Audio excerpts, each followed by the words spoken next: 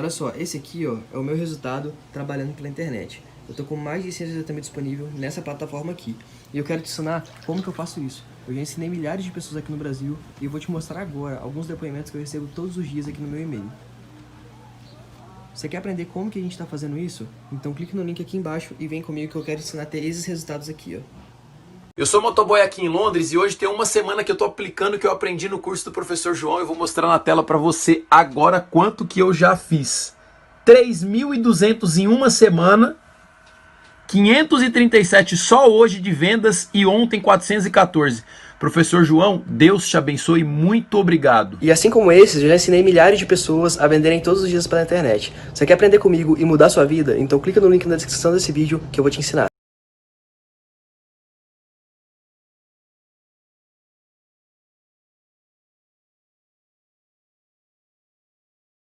Importante. É um jogador que passa confiança defensiva, que acelera o jogo, e o Gabriel também nos últimos anos aí, né? Ele chega muito bem em 2017, mas nos últimos anos não estava tão legal. Tomando muito cartão amarelo, correndo muito à toa, gastando muita energia com discussão durante o jogo. Com o Mancini é um outro jogador, participa com consciência das jogadas ofensivas e defensivamente também faz um grande papel. Acho que passa por essa estrutura, o trabalho do Mancini de recuperar alguns jogadores e não desistir de ninguém. Nem do Luan ele desistiu, mesmo não tendo colocado o Luan em campo hoje. Boa.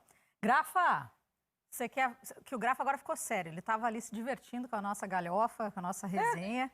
Fique à vontade para falar, porque daqui a pouco a gente vai botar aqui uma tela com informações. O que você está rindo, Lédio? Não é nada da vida. Esse Lédio, gente. Esse Lédio. Ele ainda não acertou, não aceitou a bola quadrada ainda, Ana. É isso que ele está rindo. Cuidado, viu, Lédio? Esse negócio de não aceitar as derrotas aí deixa um caos, né, em alguns lugares. Bom. Você sabe que eu sou uma pessoa justa, Ana. Muito justa, né? Se fosse justa, ia me dar parabéns. Mas vamos seguir aqui o troca. Quem Parabéns, sabe até o final Karine. do troca ele me dá. Hã? Parabéns, vamos encerrar esse assunto. Obrigada. Grafa. Eu quero te escutar também. A Ana estava falando muito do Mancini, a gente falou bastante aqui do Mancini.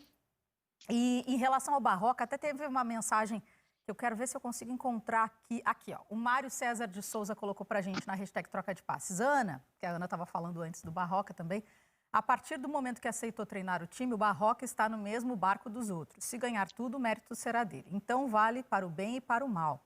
Sem falar que o time joga igual ao começo do campeonato, não tem nada diferente. Claro que ele vai ter a mesma cobrança, só que a gente tem que entender que ele chegou com o carro andando para trocar a roda. Com esse super tempo que tem no futebol brasileiro para treinar e melhorar times, né? Exatamente. Não sei como ele não fez um milagre, o Botafogo não está liderando o campeonato. E ainda teve a Covid no meio, toda essa situação. E o Botafogo precisando de vitória, sofrendo a pressão também. Tudo junto, Grafa. Você que é jogador e que vivenciou bastante esses bastidores, como é que é? É difícil, Karine. É difícil porque essa situação do Botafogo é aquela situação que é iminente o rebaixamento, né? As derrotas da maneira que acontece em casa, fora de casa. A semana passada teve uma vitória contra o Curitiba fora de casa, acende uma luz, mas depois vem esse jogo, aí ele faz as modificações para tentar dar sequência para a equipe. O Botafogo não tem uma proposta para propor o jogo. É difícil o Botafogo propor o jogo. O Botafogo se sente melhor jogando fora de casa com o adversário. E travou ali o Grafa. Daqui a pouquinho a gente volta a falar com ele. Ele quer botar o chinelo antes, mas não Karine. vai colocar. Fala, Lédio. Não, eu acho até que a situação do Botafogo, evidentemente ela é uma situação muito preocupante, mas se você olhar a tabela, ela é uma situação que você pode pensar nela em termos de... É possível recuperar. A gente está a 12 rodadas do fim. 12 rodadas do fim. O Botafogo está a 5 pontos do Bahia, que tem 28 pontos. E está fora da zona do rebaixamento. É possível. Agora, a questão é que o time não apresenta nada. Ele não consegue dar sinais de que vai conseguir uma sequência mínima de vitórias para sair dessa situação. Muito longe disso. Mas, em termos matemáticos, eu entendo que é possível. Agora, o time não ajuda, né? O elenco não ajuda. E o plano de jogo, as coisas não estão acontecendo. 8 jogos, 7 derrotas e 1 vitória. Aí é impossível. Já que você falou em números, matemática, a gente tem aqui uma tela para mostrar para vocês. Tem tela? Temos tela. Fernanda Kalash está aí hoje, é isso? É claro que Ah, Kalash. então é por isso. Kalash, nossa diretora. É nosso time esse aí. É do nosso time, adora informação, adora uma tela. Olha aí, Kalash, tá com moral, hein? Ó, a gente tá mostrando essa tela, que é um histórico do confronto entre Botafogo e Corinthians no Rio, porque essa foi a primeira vez que o Corinthians venceu o Botafogo no Newton Santos. Antes, as equipes tinham se enfrentado 8 vezes no estádio. A gente está repassando, então, tem 4 na sua tela. Obviamente que a gente vai virar a tela e a gente vai ter mais uma tela. Exatamente, isso. E um ano antes, em 2012... Peraí, vamos desde o início as informações. Como visitante, o Corinthians saiu derrotado nos últimos 6 duelos, ocorridos de 2013 a 2019, todos pelo Campeonato Brasileiro. Um ano antes, em 2012, as equipes tinham empatado. E a última vitória do Corinthians contra o rival, o Botafogo, no Rio de Janeiro, foi em 2011, na campanha do pentacampeonato. Fazia tempo. Gol do Liedson e do Paulinho. O Corinthians foi campeão brasileiro. Sempre foi um campo muito difícil, né? Não só pelos resultados, mas o Corinthians no Newton Santos sofreu muito. Tem alguns campos que ficam marcados por isso, né? E hoje consegue superar muito, claro, pelo mérito do Corinthians, mas porque também é um time do Botafogo com muita dificuldade, né? Eu tenho até uma frase, eu queria até, se você me permite, Karine, ouvir do Lédio isso, porque eu ouvi muito durante o campeonato até aqui, que o Botafogo jogou muito melhor do que os resultados aconteceram. Em determinados momentos, antes do trabalho do Barroca, inclusive, eu trabalhei em alguns jogos muito bons do Botafogo. Eu fiz um jogo contra o Atlético Mineiro, que ele joga com 2 centroavantes, era o time comandado pelo Autor e, de fato, era um time que jogava mais, competia mais. Só que, de repente, isso deixou de ser suficiente, né? O time começou a se perder dentro das próprias escolhas e o fator joga bem e perde ficou muito marcado para mim nessa temporada do Botafogo. Lédio, já que ela passou a bola para você, rasteirinha. Não, eu vou até ter que ser coerente com o que eu falei na época. Quando acabou o estadual ali, naquela transição, pandemia, estadual, brasileiro, eu dizia, eu acho que pelo que o Botafogo tem de elenco e que mostrou em alguns jogos do estadual e na Copa do Brasil, o Botafogo pode fazer uma campanha mediana no brasileiro e não correr risco. Aí você tinha Luiz Fernando, você tinha Luiz Henrique, você tinha Bruno Nazário em boa fase, o Vitor Luiz estava voltando. Você olhava, o Canu e o Marcelo Benevenuto estavam jogando muito bem, muito bem. O Pedro Raul estava fazendo gol. Pedro Raul, enfim, a maior parte dos gols dele aconteceu no primeiro semestre. Então, você olhava luz no fim do túnel. Dá para o Botafogo ir bem.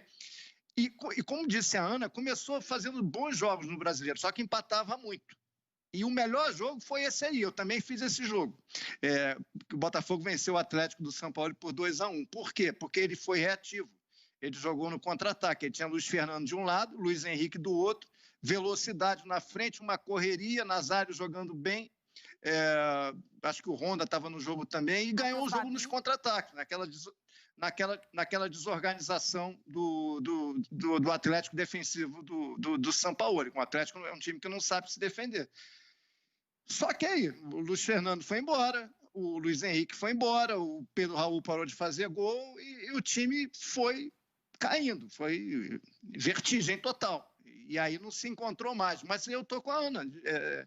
De novo, no início era legal ver o Botafogo. O Botafogo era um time muito veloz. Perdeu isso tudo, perdeu os jogadores e perdeu o estilo, perdeu o viço, né, como costumam dizer, né? Não teve mais soluções, não achou. Quem chegou não conseguiu substituir a altura e as trocas de treinadores foi aquela confusão. Ramon Dias foi contratado, não chegou, aí o Paulo Torre saiu, aí o Bruno Lazzaroni ficou um mês, uma confusão danada. Eu sei que no final das contas o Botafogo teve 8 treinadores no ano, se contar com o interino. É muita coisa, né, gente? É a história agora, na reta final. 8 treinadores, contando no total. Contando com o interino, né? Sim, mas é aquela coisa, quando o interino entra também, ele precisa fazer o trabalho dele, desenvolver. E aí o jogador precisa se adaptar ao jeito do interino. Aí depois vem o novo técnico, se adapta ao jeito do novo técnico, aos pensamentos, às ideias. Então, quer dizer que voltou para o zero várias vezes, Ana. Sim. E o futebol brasileiro, ele tem uma característica muito peculiar, é que ele não dá tempo para o amanhã. Então, assim, é todo dia ali, né? O time perde hoje, amanhã ele tem que se recuperar e ir para o jogo já 2 dias depois. ele não dá tempo para o amanhã. Então, isso é muito difícil, né? Porque você não solidifica nada. Você tem que dar o resultado, e quando o resultado não vem, você troca, e aí vem outro jogo, e perde, ganha. Então, eu acho que essa falta de tempo, né? O futebol brasileiro, ele não para e dá um tempo. Não, vamos ajudar aqui, durante um tempo, repensar o que vai acontecer. E, às vezes, quando tem esse tempo, né? Quando pode repensar, acaba errando muito. Então, acho que esse ano, se a gente for pegar os 20 clubes do Campeonato Brasileiro, muitos times erraram o planejamento para o ano. Então, quando a gente fizer se o futebol brasileiro parasse para se avaliar, né, para se autoavaliar, acho que essa falta de tempo, não é só por sequência de jogos, é de entendimento mesmo, de planejamento, é muito erro.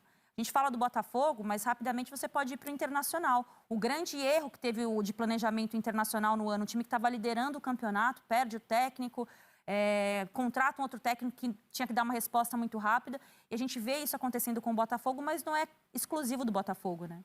O futebol brasileiro não dá tempo para que se melhore nada, para autocrítica nenhuma. E a resposta é sempre ou Série B, ou queda para a Série B, ou perde o título, ou deixa de competir. Isso diz muito contra o nosso futebol, não ser um futebol melhor avaliado no cenário mundial. Ainda é uma liga muito periférica comparado com o nível de jogadores que a gente forma aqui. Acho que é por isso que a gente não dá o próximo passo. Ainda mais nesse ano também, né? O Sim. ano também não ajudou, nada ajudou. Ô, Lédio, daqui a pouquinho o Grafite vai estar contigo aí do lado, tá? Porque ele mandou um Tá WhatsApp bom, tá aqui tranquilo. rapidinho. Falou aqui, ó, diga que podem ligar. Que Precisa pagar a conta da internet aí, ô Grafite. O pessoal já falou aqui do ponto eletrônico. E eu já tô ligando. Nem sei que voz foi que falou, mas enfim. Tem umas vozes do além. Foi o Alex. O Alex falou. Alex tá voando. Tá voando, né? Ele mandou ver pra caramba. Bom, vamos seguindo aqui enquanto o Grafa ainda tá recomeçando seu trabalho, tá reconectando. Eu tinha separado aqui uma mensagem do Mateu Montella, na hashtag Troca de Passes. Ele colocou o seguinte, em relação ao Mancini. Mancini faz trabalho bom no Corinthians, fez no Atlético Goianiense, que a gente falou bastante aqui no programa. E se lembrem de que no final de 2019, o Mancini foi contratado para a missão de salvar o Atlético Mineiro do rebaixamento e ele entregou o Galo em 13º com vaga na Sul-Americana. Realmente, o Mancini está fazendo a diferença no Corinthians, mas é aquilo que a Ana falou, que o Lédio também falou, que a gente fala. É um ano muito esquisito. Parece um ano assim que nada ornou, o futebol ficou no meio da confusão, vai acabar no final de fevereiro.